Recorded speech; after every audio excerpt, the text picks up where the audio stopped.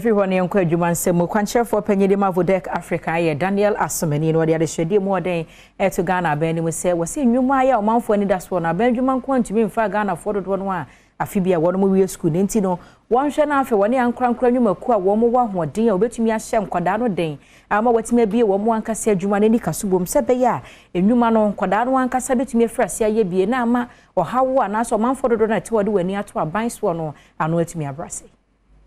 The same nyina to dwa odwumedia wo ye de tete mabunu se de beya wo mu ebenye nimdie wo kwan obafa so abie won ankasa adwuma na wahye mu kinana afi aboamo won daachi SP eno ase eno wo kire se ono de enkwane na so ye no ye de obetumi bia se de beya mabunu so ebegina brane wo mai mu na so bakofo nsa enso nyame ni kata to wasra ban se omfa no hommo ankra bi te se ono eni ni ku se de beya mabunu wo nya adwuma nya wo mai mu no obetumi ate so. We call on all government institutions to come on board. We believe in partnership. Yaje partnership di yenim se nimpa tikro enkwagina ana ensaba konso entumi nya adwuma ni nyina nti ye ne government e partner ebetumi aboama yetumi atre yahye so for one waji din we wiase afa na nyina nsem paka adwuma mu Reverend Dr. Lawrence Tete enso de to mabuna nim se anomonto we ufri baako ansa na wakomienu eno nti wonya abotre no mfa nkakra emo wo mbra se de be ya wonfo ho nkwoto amane mu wabra wo pesika mu. There are a lot of people that in their haste to make money, they want to cut short courses.